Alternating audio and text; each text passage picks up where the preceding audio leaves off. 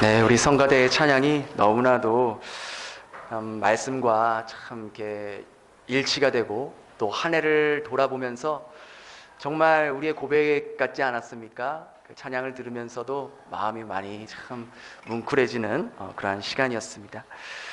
여러분은 그 버킷리스트라는 단어 알고 계신가요? 아마 많이 사용하시고 계실 텐데, 이 버킷리스트라는 것은 죽기 전에 꼭 해보고 싶은 일들의 목록을 하나하나 적어 놓는 것을 말합니다. 원래 이 단어는요, 중세 시대의 그 교수형이나 혹은 자살을 할 때 이제 버킷, 우리가 흔히 말하는 그 바켓스 있지 않습니까? 그 양동 위에 이제 올라갑니다. 그래서 이제 올가미를 메고 이 양동이를 발로 팍 차게 되면은 죽게 되는 거죠. 그래서 이것을 키터 버킷이라고 말하는데, 바로 여기서 유래된 말이 이 버킷 리스트라고 합니다. 다시 말해서 내가 죽기 전에 내 삶을 돌아보면서 꼭 하고 싶은 일들의 리스트를 적으면서 그것을 실천하는 것을 말하는 것이죠.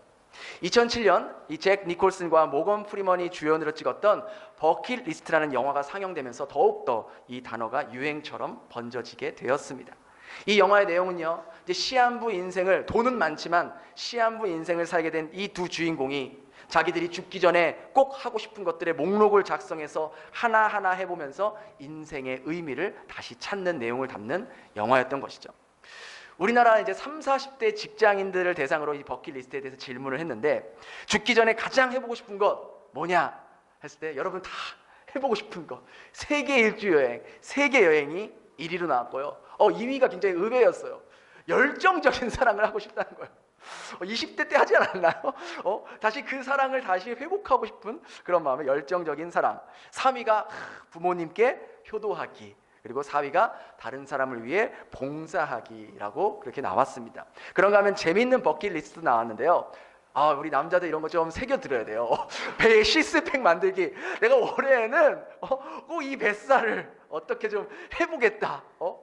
그런 거 하면은 우리 직장인들 있죠. 상사 면전에 나 안 해! 하고 사표 던지는 거. 이거 얼굴에 탁. 그런가 하면 킬리만자로 가서 사자 사냥하기. 이러한 재밌는 버킷리스트도 있었습니다. 2024년 여러분은 한 해를 어떻게 보내셨습니까? 한 해를 시작할 때 분명 여러분들이 1월 달에 내가 올해는 꼭 이건 해야지, 이거 해야지, 이거 해야지, 여러 가지 계획도 세워보고 그렇게 결심했지만 벌써 이제 2024년도 이틀밖에 남지 않았습니다. 이 버킷리스트도요, 두 종류의 버킷리스트가 있는데요, 그 첫 번째는 바로 세상의 버킷리스트입니다. 세상의 버킷리스트는요, 바로 인간의 욕구와 욕망으로부터 시작됐습니다. 그러니까 내가 하고 싶은 거예요. 그죠?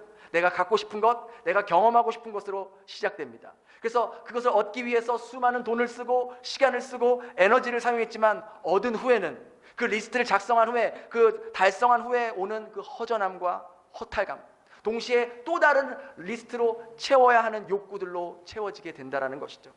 세상의 버킷리스트는 바로 나의 만족과 나의 유익을 위해 작성하는 리스트를 말합니다. 그러한가 하면 또 다른 버킷리스트가 있는데, 그것은 바로 하나님 나라의 버킷리스트입니다. 내가 원하는 것을 이루어하는 목록이 세상의 버킷리스트라면, 하나님 나라의 버킷리스트는 바로 내가 죽기 전에 하나님께서 내 삶을 통해 이루고자 하시는 것이 있다는 거예요.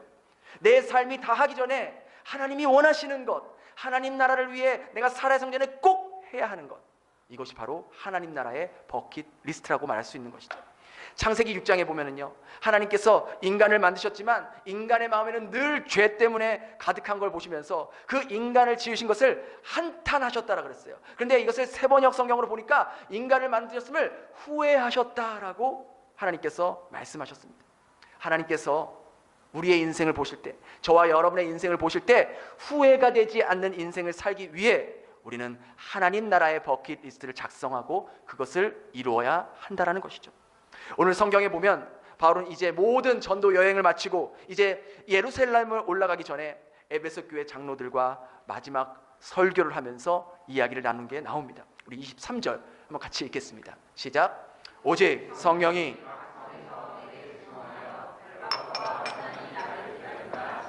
바울은 이제 자기가 예루살렘으로 가면은 결박과 환난과 고통이 기다리고 있다고 말하고 있습니다. 자기가 예루살렘에 가면 심한 고난과 핍박이 있는 걸 알면서도 그것을 피하지 않고 예루살렘으로 올라가는 길을 선택하게 됩니다. 그 이유는 자기가 로마까지 가야 한다는 것을 알고 있었기 때문이에요. 그곳에서도 수많은 왕들과 사람들에게 예수가 그리스도다라는 복음을 전하는 것이 자기가 죽기 전에 이뤄야 할 하나님 나라의 버킷리스트라는 것을 바울은 알고 있었기 때문이라는 것이죠. 우리 24절 같이 읽겠습니다. 시작. 내가 달려갈 길과 주 사명 곧 하나님의 은혜의 복음을 증언하는 일을 마치려 하면은 나의 생명조차 조금도 귀한 것으로 여기지 아니하. 여러분 생각해 보세요. 보통 사람들은 자기의 지금 앞에 힘든 일, 어려운 일, 고통스러운 일이 있다는 것을 미리 알게 된다면 그것을 만나려 하겠습니까? 그것을 피하려 하겠습니까? 당연히 피하려 하죠. 그러나 바울은 자기에게 올 고난과 핍박과 고통을 피하는 것이 아니라 오히려 그것이 자신이 달려갈 길이라고 말합니다. 피할 길이 아닌 반드시 마주쳐야 하는 일이라고 그는 말하고 있는 것이죠. 이 일을 위해서, 내가 이것을 만나기 위해서 내 생명조차도 조금도 귀한 것으로 여기지 않는다라고 고백합니다. 왜? 이것이 바로 주님께 받은 사명이라는 것을 알고 있었기 때문이었던 것이죠. 저는 이것이 바로 바울이 가지고 있었던 하나님 나라의 버킷리스트라고 보여지는 거예요. 세상의 버킷리스트는 자기가 죽기 전에 인간의 욕망에서 비롯된 그런 리스트였다면, 하나님 나라의 버킷리스트는 죽기 전에 하나님께 받은 그 사명을 무슨 일이 있어도 이뤄내야 한다는 바로 하나님에 대한 열정으로부터 비롯됐다고 볼 수 있다는 것이죠. 그는 알고 있었어요. 예루살렘에 가면 자기의 목숨까지도 위험하게 된다는 사실을. 그러나 그 일이 하나님께서 내 삶을 통해 반드시 이루기를 원하신다는 일이라는 것도 바울은 알고 있었다는 것이죠. 그래서 바울은 하나님 나라의 버킷리스트를 이루기 위해 자신의 생명조차 조금도 아까워하지 않는다라고 그는 고백했던 것입니다. 우리는 지금까지 내가 원하는 것, 내가 갖고 싶은 것, 내가 하고 싶은 것들, 즉 나의 버킷리스트를 작성하고 또 그것을 이루기 위해서 살아오셨을 것입니다. 하지만 정작 나를 지으신 하나님께서 나를 통해 원하시고 싶은 일들, 내 삶을 통해서 이루고 싶은 하나님 나라, 내 삶을 통해서 하나님께서 세우고 싶은 이 몸된 교회, 이런 하나님 나라의 버킷리스트를 생각하며 살아왔는지 우리는 이 시점에서 돌아볼 수 있어야 한다는 것이죠. 하나님께서 내 삶을 통해서 꼭 이루고 싶은 일들, 이것을 하지 않으면 하나님께서 내 삶을 보면서 후회하실 것 같은 그러한 일들, 나의 버킷리스트가 아닌 하나님 나라의 버킷리스트를 만들어가는 것을 우리는 새해의 목표로 삼아야 할 것입니다. 그렇게 깊이 저희들이 생각하고 기도하며 리스트를 만들어서 실천하려는 사람과 그렇지 않는 사람의 그러한 실현 가능성은 분명히 확연한 차이가 나게 될 것입니다. 목표가 분명한 사람이 그 목표를 이루려고 노력하겠습니까? 아니면 목표가 불분명한 사람이 그 목표를 이루려고 노력하겠습니까? 그럼 말할 것도 없죠. 리스트를 작성하지 않고 목표가 없는 사람에게는 해도 그만, 안 해도 그만, 혹은 하다가 힘들면 포기하면 그만, 그렇게 될 것입니다. 그러나 내가 그것을 왜 해야 하는지, 이것이 하나님으로부터 왔다는 것을 분명하게 알고 있다면 그것은 반드시 하나님께서 나를 통해서 이루고자 하는 것을 알기 때문에 그 목표를 달성하기 위해서 오늘 바울과 같이 그것을 달려갈 길, 내가 반드시 완수해야 할 길이라고 생각하며 그 목표를 이루게 된다는 것이죠. 그럼 본격적으로 이 하나님 나라의 버킷리스트를 어떻게 만들 것인가, 어떻게 이 리스트를 작성할 것인가, 하나님 나라의 버킷리스트를 작성할 때도 필요한 요소들이 있습니다. 오늘 말씀을 여러분 잘 들으시고 집에 돌아가셔서 여러분의 아내와 혹은 여러분의 자녀와 혹은 여러분 스스로 혼자서 하나님께 기도하면서 이 하나님 나라의 버킷리스트를 작성할 수 있기를 바랍니다. 첫째는요, 즉시성이에요. 즉시성이란 지금 우리 앞에 주어진 기회가 있을 때 바로 시작하는 것을 말하는 겁니다. 이것은요, 인간의 삶이 유한하다는 것을 인지하며 살아가는 사람만이 이 즉시성을 가지고 하나님 나라의 버킷리스트를 기록할 수 있습니다. 제가 여러분에게 한 가지 변하지 않는 진리를 말씀드릴게요. 우리는 언젠가 다 어떻게 됩니까? 죽게 되는 거예요. 이것을 많은 사람들이 알고 있습니다. 그러나 너무나 신기할 정도로 다른 사람의 죽음은 많이 보면서 들었으면서 그 죽음이 정작 나에게 찾아올 거라고 생각하며 준비하며 살아가는 사람은 많지 않다라는 것이죠. 사람들의 삶을 보면 마치 자기는 모든 사고와 질병을 피하며 살 수 있을 거라고 착각하며 살아갑니다. 그러한 일이 자신에게는 오지 않을 거라 생각합니다. 하지만 현실은 그렇지 않아요. 인간의 삶이 정말 길어야 80, 90 아니겠습니까? 저도 여기 왔을 때 제가 25살에 왔는데 벌써 이제 이틀 후면 42살, 43살이 됩니다. 17년이라는 세월이 뒤돌아보니까 이렇게 빨리 지나간 거예요. 그냥 자고 일어나니까 애 셋이 생긴 것 같아. 나 혼자 왔는데 5명이 됐어. 어떻게 된 거야? 이렇게 금방 가는 거야. 우리가 말이 좋아서 80, 90이지 그때까지 살 수 있을 거라는 보장할 수 있습니까? 없다는 거예요. 근데 우리에게 죽음이 가까이 왔을 때 우리가 뭐에 대해서 정말로 아쉬워하며 후회하겠냐라는 것이죠. 죽음이 가까이 왔을 때 어느 누구도 그동안 내가 월급을 적게 받은 것에 대해서 아쉬워하거나 지금보다 내가 더 좋은 차, 그 B로 시작하는 그 회사 차를 못 타서 내가 그걸 타봤어야 되는데, 내가 저 그 S 아파트에 한 번이라도 좀 살아봤어야 되는데, 그걸 죽기 전에 후회하며 땅을 치는 사람이 있겠습니까? 죽음이 코앞에 왔는데 내가 더 누리지 못해서, 더 많은 것을 소유하지 못해서, 더 좋은 것, 더 좋은 차, 더 좋은 집에서 살아보지 못해서 내가 그걸 너무 후회한다, 그럴 사람이 있겠냐라는 거예요. 왜냐하면 내게 남은 시간이 너무나도 소중하기 때문이에요. 물론 위에 있는 일들이 의미가 없다는 말이 아닙니다. 필요하죠. 그러나 정말 중요한 일이 무엇인가를 우리가 생각하며 우선순위를 정해야 한다는 거예요. 생각해 보세요. 여러분이 지금 임종의 시기를 맞이하고 있어서 내 삶을 돌아볼 때 내가 무엇 때문에 후회하게 될지, 내가 무엇 때문에 정말 아쉬워하게 될지 생각해 보시라는 거예요. 그리고 그 생각나는 것이 있다면 그걸 지금 바로 하시라는 거예요. 예를 들어 내가 어떤 사람을 용서하지 못한 것을 내가 죽기 전에 정말 후회할 것 같다, 정말 그 사람을, 그러면은 그 사람을 용서할 수 있는 마음을 가질 수 있도록 기도하시는 거예요. 삶을 돌아보면서 그동안 나보다 더 어려운 사람들을 돌보지 못하고 돌아보지 못하고 돕지 못한 것에 대해서 내가 후회할 것 같다. 그럼 지금 내가 도울 수 있는 만큼 여러분이 도우시면 되는 거예요. 하나님 나라를 위해서 내 삶을 더 드리지 못한 것에 대해서 후회할 것 같은 그러한 마음이 들 것 같아. 그럼 지금부터 영혼 구원을 위해서, 선교하는 일을 위해서 작은 것부터 여러분이 시작하시면 되는 거예요. 내가 내 자녀에게 신앙을 제대로 물려주지 못한 것을 후회할 것 같다. 그럼 지금부터 자녀들을 위해서 기도하며 믿음의 유산을 남겨주기 위해서 준비하시면 되는 거예요. 많은 사람들이 버킷리스트를 작성하면서 이루지 못하는 것은 그것을 지금 당장 하지 못하고 항상 내일로, 항상 다음으로 미루기 때문이에요. 그러나 기회가 언제나 주어지는 것이 아닙니다.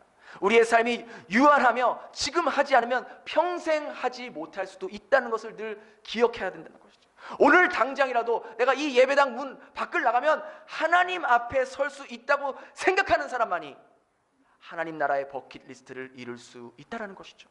오늘이 아니면 다음에 기회가 오지 않을 수도 있다라고 늘 생각하는 사람만이 자신에게 기회가 왔을 때 그 기회를 다음으로 미루지 않고 바로 행동하게 된다라는 것이죠. 바로 그러한 사람들이 하나님 나라의 버킷리스트를 이루며 살 수 있는 거예요. 여러분, 다른 사람들을 돕는 기회가 항상 오는 것이 아닙니다. 영혼 구원을 위한 일도 항상 여러분에게 기회가 오는 것이 아니에요.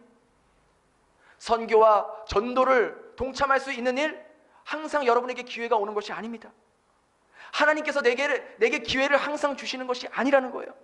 내가 조금이라도 건강이 허락될 때, 내게 조금이라도 물질이 허락될 때, 내가 조금이라도 시간이 내게 허락될 때, 지금 우리 앞에 주어진 기회가 있을 때 내가 할 수 있는 것부터 즉시 시작하는 사람, 바로 그 사람이 하나님 나라의 버킷리스트를 이룰 수 있다는 것이죠. 두 번째는 실현 가능성을 있는 것을 작성하는 거예요.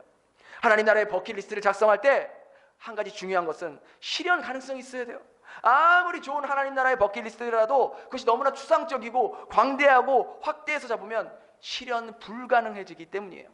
예를 들어서 세상의 모든 고아들에게 일용할 양식이 전해지기를 원합니다. 이렇게 작성하는 것은 좋은 것이지만 그것보다 내가 많은 아이들에게, 내가 많은 사람들에게 일용할 양식을 나눠줄 수 없어도 한 사람에게, 한 아이에게 매월 일정적인 후원금을 보내겠습니다. 한 아이에게 일정의 장학금을 보내겠습니다. 한 선교사님에게 일정의 선교 후원금을 보내겠습니다. 라고 작성한다면 그것은 실현 가능한 하나님 나라의 버킷리스트가 된다는 거예요. 새해에는 새해에는 이제 하나님과 더 깊은 관계를 맺겠습니다 라고 추상적으로 잡기보다는 제가 하나님과의 관계를 위해서 하루에 10분씩 제가 성경을 읽고 하루에 10분씩 기도하는 시간을 가지겠습니다 라고 구체적으로 여러분들이 기록하는 겁니다. 그런가 하면 올해는 제가 교회를 위해서, 예배를 위해서, 하나님 나라를 위해서 더 섬기겠습니다 라고 추상적으로 하는 것보다 내가 2025년에 매주는 힘들겠지만 2주에 한 번 혹은 한 달에 한 번이라도 매주 화요일에 있는 중보 기도 모임에 참여해 보도록 하겠습니다. 제가 매주는 참여하기 힘들지만 2주에 한 번이라도, 아니 한 달에 한 번이라도 그 시간에 나라를 위해서, 교회를 위해서, 가정을 위해서 기도하는 시간을 가져보겠습니다. 교육부 아이들을 위해서 수고하는 선생님들을 위해서 내가 작은 간식을 한 번이라도 섬겨보겠습니다. 내 자녀의 영혼을 위해서 말씀을 가르치고 자기 시간을 쓰고 수고하는 선생님들에게 제가 커피 바우처라도 한번 사드리겠습니다. 올 한 해는 늘 구역 예배를 위해 수고하시는 구역장님과 구역원들을 위해서 내가 차를 한 잔 대접해 보겠습니다. 혹은 이렇게 매주 은혜로운 찬양으로 예배를 섬겨주는 우리 찬양팀과 성가대에게 내가 커피를 한 잔이라도 대접해야겠습니다. 이렇게 여러분들이 구체적으로 실현 가능성 있는 것을 리스트를 작성해 보시라는 거예요.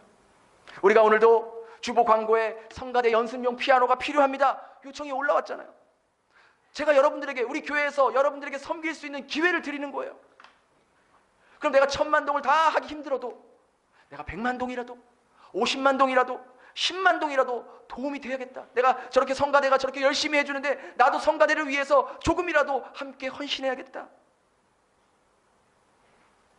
이러한 마음으로 하나님 나라를 위해서, 우리가 예배를 위해서 얼마든지 섬길 수 있는 거예요. 우리가 오병이어 제대로 하고 있는 것도 마찬가지입니다. 내가 1년에 51주를 다른 사람의 섬김으로 식사를 제공받는다면 내가 최소한 52주 중에서 한 주만이라도 내가 다른 사람을 위해서 식사를 대접하겠습니다. 내가 함께 하겠습니다. 그런 섬김의 모습을 가질 수 있도록 제도를 마련한 겁니다. 이렇게 내가 실현 가능하고도 구체적인 리스트를 작성한다면 여러분은 나 자신을 위한 버킷리스트가 아닌 바로 하나님 나라를 위한 버킷리스트를 달성해 갈 수 있다는 거예요. 마지막으로 점진성입니다. 하나님 나라의 버킷리스트는요, 작은 것에서부터 조금씩 확대되어져야 하는 거예요. 하나님께서 우리의 믿음이 계속해서 성장하길 원하세요. 마치 부모가 자녀들을 볼 때 자녀가 쑥쑥쑥 자라는 거 보면서 마음이 기쁘고 즐거운 것처럼 주님은요, 우리의 믿음이요 계속해서 조금씩 자라나길 원하시는 거예요. 여러분, 우리가 우리 아이들을 볼 때 학교에서 초등학교 1학년 공부와 중학교 1학년 공부의 수준이 같습니까? 다르다는 거예요. 나이가 들수록, 시간이 지날수록 더 깊어지고 더 많이 알게 되고 더 성장하길 바라는 게 자연스러운 부모의 마음이잖아요. 우리 자녀가 지금 중학교, 고등학교가 됐는데도 아직도 초등학교 수업에 쩔쩔매고 헤매고 있으면 그 부모의 마음이 얼마나 힘들겠냐는 것이죠. 그 나이가 되면 그 나이에 걸맞는 말과 행동과 인격과 성품을 갖춰야 한 사회의 구성원이 될 수 있는 것이죠. 여러분, 회사에서도 마찬가지 아닙니까? 신입사원이 하는 역할과 본부장이 하는 역할이 같겠습니까? 직급이 높아질수록 회사에서 그만큼 많은 것들을 받지만 그만큼 더 큰 책임감과 더 큰 결과를 회사에서는 원한다는 거예요. 근데 회사에 입사한 지 1년이 지나고 5년이 지나고 10년이 지났는데도 여전히 그 역량이 신입사원 같은 역량이 됐다면, 달라지지 않았다면 그 사람이 어떻게 되겠습니까? 바로 퇴사 처리되는 거예요. 회사에서는 그만큼의 역량을 기대하고 있다는 거예요. 근데 우리의 신앙도 마찬가지라는 거예요. 하나님께서 우리의 믿음이, 우리의 신앙이, 우리의 인격이, 우리의 삶의 깊이가 해가 갈수록 깊어지고 커지고 성장해지기를 원하신다는 거예요. 우리가 예수 믿은 지 1년이 지났는데도, 5년이 지났는데도, 10년이 지났는데도, 20년, 30년이 지났는데도 여전히 우리의 믿음과 우리의 모습이 초신자 때의 모습, 그 연약한 때의 모습을 계속해서 변함없이 있다면 우리 하나님께서 우리의 모습을 보고 너무나도 마음이 아파하신다는 거예요. 만일 여러분이 신앙생활은 오랫동안 하셨지만 아직 물질의 11조를 하는 것이 어렵게 느껴지는 분도 분명히 이 자리에 있으실 거예요. 11조를 해야 한다는 마음은 있지만 그것을 정작 실천으로 옮기려 하니까 그 11조가 아깝게 느껴지고 크게 느껴질 수 있을 거예요. 충분히 그럴 수 있어요. 이해합니다. 그럼 그럴 때 어떻게 합니까? 포기하고 아예 11조를 하지 않는 것이 맞을까요? 아니죠. 내가 하나님께 드릴 수 있는 금액부터 여러분이 구체적으로 정하시고 시작하시면 돼요. 여러분의 수입의 10%가 힘들게 느껴지면 5%부터 시작하세요. 5%도 힘들게 느껴집니까? 3%부터. 그것도 힘들어요. 1%부터 하세요. 1%부터. 여러분의 수입이 2,000불, 3,000불, 4,000불 그 이상이 되십니까? 그래서 200불, 300불, 400불, 500불 내는 게 너무나도 크게 느껴지십니까? 그럼 50불부터 100불부터 시작하는 거예요. 여러분 11조가 뭐예요? 내가 받고 있는 모든 물질의 공급원이 하나님으로부터 온다는 것을 믿는 사람만이 11조를 할 수 있어요.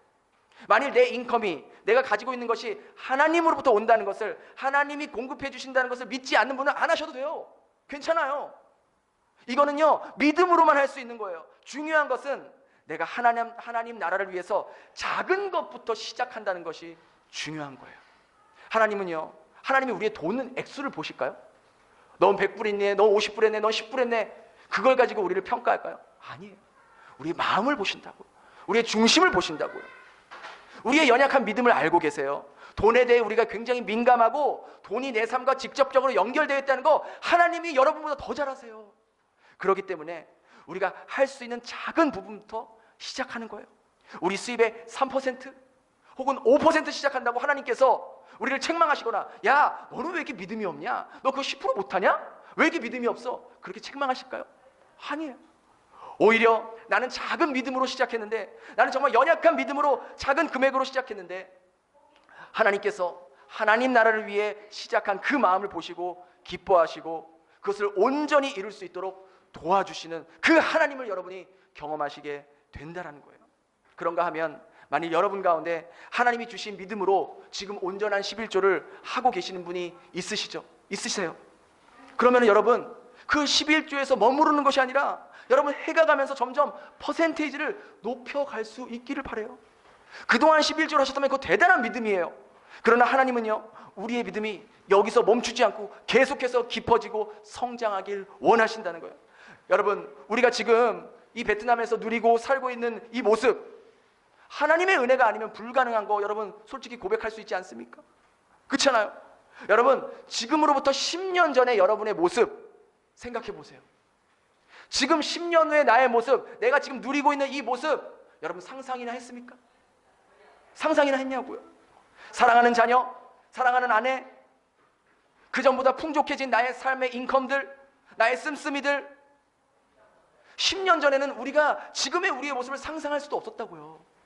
그러나 하나님은 우리의 삶 가운데 점차 많은 은혜들, 풍성한 은혜들을 우리에게 허락해 주셨다는 거예요. 그렇다면 우리도 하나님에 대한 사랑의 마음이 점점 커져야 하는 것이 맞지 않을까요? 시간이 지나면서 나이가 들면서 하나님을 더 알아가는데 하나님에 대한 사랑과 믿음이 깊어지고 더 깊어진 만큼 그분을 위해서 내 삶을 그 전보다 더 드릴 수 있어야 하는 것이 맞는 거 아니겠습니까? 여러분이 5년 전에도 10%, 10년 전에도 10%, 20년 전에도 10%, 지금도 10%라면 그 사람의 믿음이, 성장이 멈췄다는 거예요. 물론 10% 하는 것도 훌륭한 거지만 오랫동안 11조를 해왔던 분들은 11조 하는 것이 사실 자연스러워요. 자연스럽다고요. 그게 하나님이 주신 그 사람의 믿음이에요. 그러나 하나님 거기서 멈추지 않고 더욱더 우리의 믿음이 깊어지길 원하시고 더욱더 하나님을 사랑하는 마음이 커지길 원한다는 거예요. 돈을 의지하는 마음보다 나를 의지하는, 하나님을 의지하는 마음이 더 커지길 원하신다는 거예요. 여러분 우리가 무언가를 할 때요 당연하게 느껴지고 자연스럽게 느껴지는 건요 우리에게 아무런 도전이 없는 거예요. 우리가 악기를 하거나 운동을 할 때도 그냥 자연스러운 거, 곡 쉬운 거 하면 그 사람 늘어요 안 늘어요? 안 늘어요. 어려운 거 해야 돼요. 더 수준이 조금 더 높은 거, 한 단계 조금 더 높은 거 해야 그것을 이루기 위해서 더 연습하고 더 한다고요. 우리의 믿음도 마찬가지라는 거예요. 우리가 무언가를 할 때 약간의 부담이 느껴지고 그게 조금 힘에 겹다고 느껴지면 그것은 반드시 성장과 연결이 되어 있다는 사실을 기억할 수 있길 바랍니다. 지금까지 수입의 10%를 헌금하셨습니까? 대단한 거예요. 그러면은 정말 내년부터는 1% 더 올려서 11%를 해볼 수 있길 바라요. 그리고 내후년에는 1%를 더 올려서 12%를 해볼 수 있길 바라요. 아주 조금씩 여러분들의 마음이 물질을 의지하는 마음에서 하나님을 의지하는 마음으로 확대될 수 있기를 바랍니다. 여러분, 물질뿐만이 아니에요. 여러분은 온전히 시간의 11조도 하나님께 드리고 있습니까? 시간의 11조가 뭡니까? 우리의 하루가 몇 시간이에요? 24시간이잖아요. 그것을 10분의 1로 나누면 어떻게 될까요? 하루가요 24시간이면 이걸 분으로 환산하면 1440분이에요. 1440분의 10분의 1은 몇 분이에요? 막 힘들어요? 144분이라고요. 그럼 2시간 24분이에요. 여러분은 하루에 하나님 앞에 온전히 말씀 읽고 기도하고 묵상하는 2시간 24분을 하나님께 드리고 있습니까? 쉽지 않아요. 힘들다고요. 어려워요. 물질의 11조도 마찬가지예요. 시간의 11조도 오늘 24시간이 하나님이 나에게 주셨다는 그런 믿는 사람만이 하나님에게 시간의 11조를 드릴 수 있는 거예요. 2시간씩 성경 읽고 기도하는 거 힘들어요. 일반 현대인들에게는. 그럼 최소한 여러분이 10분이라도 15분이라도 시작하시는 거예요. 시작을 아예 안 하는 사람과 1분, 5분이라도 하는 사람과 완전히 확연히 다르게 됩니다. 그리고 점차적으로 늘려가는 거예요. 조금씩 늘려가는 거예요. 기도하는 시간도 내가 1분밖에 기도를 못했다면 이제 좀 시간 지나면 2분으로 늘리시고 3분으로 늘리시고 5분, 10분, 15분 조금씩 아주 조금씩 늘려가는 거예요. 처음엔 나와 내 가족만을 위해 기도했다면 그 다음에는 이제 내 구역원들을 위해서도 기도해보고 이제는 교회와 목사님을 위해서도 기도해보고 이제 조금씩 더 나아가서 나라를 위해서도 기도해보는 거예요. 제가 여러분들에게 매주 단톡방으로 저희 교회 중보기도 제목을 올리잖아요. 여러분 그거 천천히만 읽으셔도 5분 지나갑니다. 그 기도 제목 읽으시면서 기도하시라는 거예요. 그러고 보면 나도 모르는 사이에 날마다 하나님께 시간의 11조를 드리고 있는 나의 모습을 발견하게 된다는 거예요.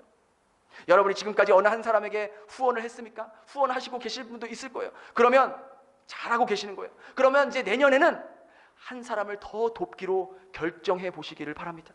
하나님, 지금 제 수입으로는 한 사람 더 돕는 건 너무 힘들어요. 지금 빠듯해요. 그러나 하나님 나라의 버킷리스트를 이루어드리고 싶습니다. 하나님을 기쁘게 해드리고 싶고 하나님의 마음을 감동시키는 삶을 살고 싶습니다. 그렇게 기도하면서 시작해 보세요. 그것을 하나님께서 이루시는지 않으시는지 2025년 연말 올해에 딱 가서 이 시점에 봐서 하나님이 이루셨는지 않으시는지 우리가 함께 보자고요. 한번 해보자고요. 제가 확신하건대 여러분이 그렇게 하시면 반드시 여러분 삶 가운데 하나님의 놀라운 손길이 함께 하시고 그 손길을 경험하게 되실 거예요. 저도 이 말씀을 준비하면서요, 내년도에 하나님 나라의 버킷리스트를 작성해 봤어요. 물질의 17%를 11조를 드리는 거예요. 저는 7년 전부터 매년 저의 모든 수입에 11조를 1%씩 올리고 있습니다. 저는요 이것을 평생 할 거예요. 멈추지 않을 거예요. 사실 올해에도 저도요 고민했어요. 지금도 쉽지 않은데 내년에는 저희 가정 개인에 더 많은 지출이 생길 텐데 이걸 올려야 될까 말아야 될까 저도 인간이기 때문에 고민 많이 했습니다. 기도했어요. 그러나 아니지, 그렇지, 내가 내 삶으로, 내가 말씀을 전하는 사람인데 내 삶으로 그걸 보여드려야지. 저는요 계속해서 앞으로도 이것을 늘릴 겁니다. 10년 후면 27%, 20년 후면 37%, 그때 가서 정말 하나님이 내 삶을 책임지시는지 안 책임지시는지 저는 제 삶으로 여러분들에게 당당하게 말할 수 있을 그날까지 계속해서 올릴 거예요. 그리고 시간의 11조도 하루에 더 늘려서 60분으로 늘리고, 전도 대상자 5분 더, 지금 기도하는 것보다 더 제가 여러분의 남편들과 아내들을 위해서 아마 여러분들보다 더 많이 기도할 겁니다. 그렇게 기도할 거라는 거예요. 그리고 자녀들과 일주일에 매주 토요일마다 함께, 지금은 따로따로 하고 있지만 함께 모여서 큐티 모임을 하려고 지금 생각하고 있습니다. 여러분, 제가요 이것을 여러분들과 왜 나누는지 아세요? 제가 뭐 잘난 척 하려고 나누는 것 같으세요? 아니에요. 저도 이것을 지켜내기가 쉽지 않다는 것을 알고 있기 때문에 이렇게 여러분 앞에서 선포하고 하나님 앞에서 공포해야 나도 이것을 지키도록 노력하고 애쓰기 때문에, 애쓰려고 노력하려고 하는 걸 알기 때문에 여러분들에게 공포하고 말하는 거예요. 여러분, 우리가 그렇게 해야 돼요. 하나님은요 바울을 부르실 때요 나의 택한 그릇이라고 했어요. 그를 통해 이방인들과 여러 왕들에게 하나님의 이름을 전하기 위해 부르셨다 그랬어요. 이건 바울만 부른 게 아니에요. 바로 여기 앉아있는 저와 여러분을 하나님께서 부르셨다는 거예요. 예수님도 이런 하나님 나라의 버킷리스트를 이루며 생애를 마감하셨다는 거예요. 예수님께서 이 땅에 살면서 당신의 삶을 통해 하나님께서 모든 뜻을 이루었잖아요. 그래서 십자가에서 예수님 마지막에 뭐라고 말씀하셨어요? 다 이루었다, 다 이루었다. 테텔레스타이 다 이루었다. 하나님께서 온 인류를 구원하시기 위해서 예수님을 통해 모든 하나님 나라의 버킷리스트를 이루셨어요. 우리는요, 그 예수님을 따르는 제자들이에요. 여러분, 주보에 이렇게 신년 기도 제목을 적는 종이를 올해도 나눠드렸습니다.